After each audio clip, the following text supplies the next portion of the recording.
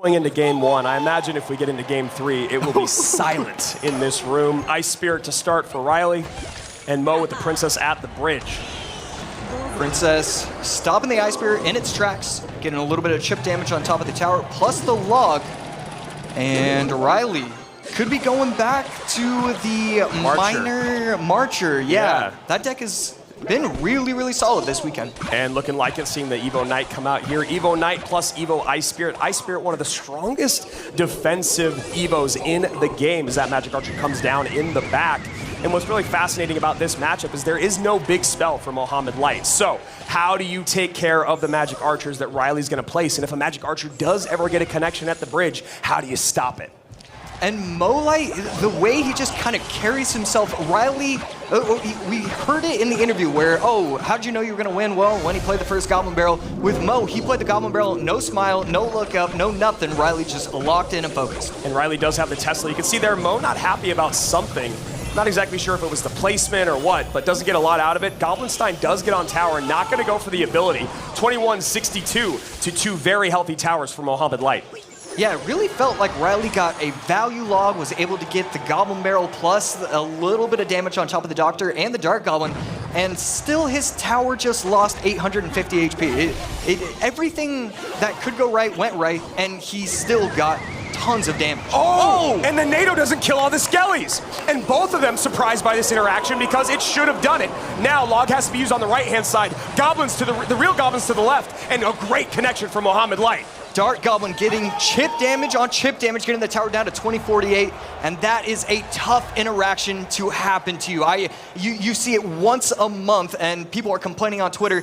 There's no time to complain. You just have to focus up and recenter yourself. Exactly. You see Ryley kind of shaking his head there. He's played through adversity so far in this tournament. Again, I've said this on stage, off stage, probably too much. Memory of a goldfish, and Ryley needs to move on past this and just recognize a little mistake early on against Bait doesn't mean the game's over.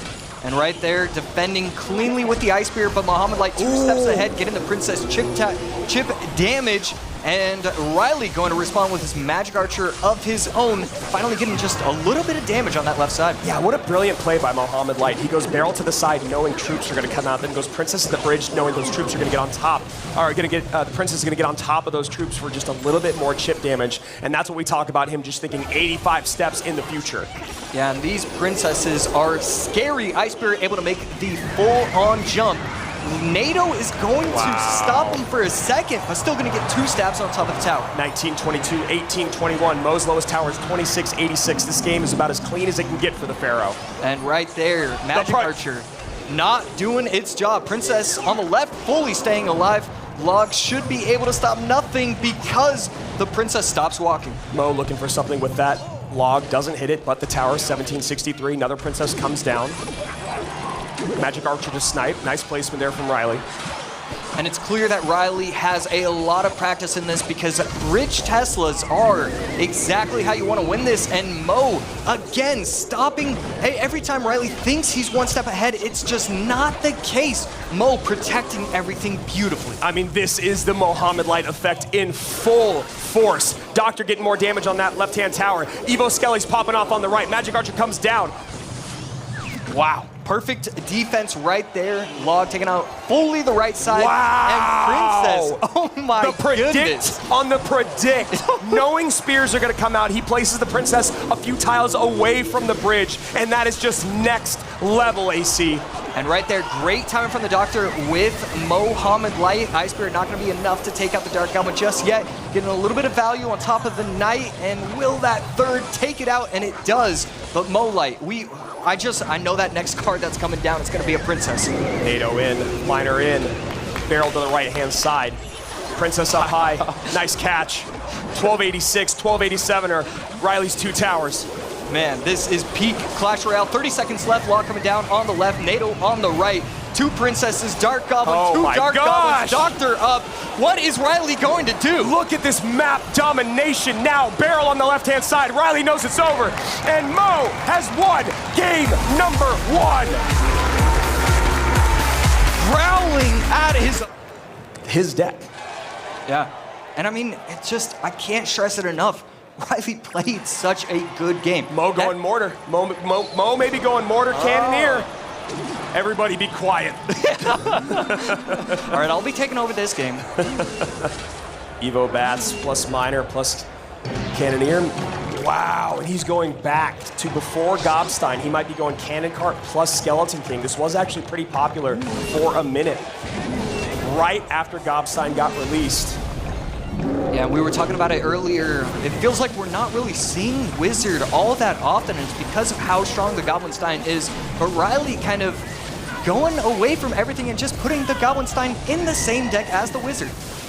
And Zappy's there, and this is such a fascinating construction of this deck, AC. You can see Ryley going, what are those Zappies doing in this deck? Now you have the Mortar, you have the Cannoneer once the wheels fall off, you have the Zappies to stun and slow this Ram Rider, and this is a lot of trouble, an uphill battle, if you will, for Ryley. Yeah, perfect timing right there. Ghost gets that one swing on top of the 0.5 HP cannon.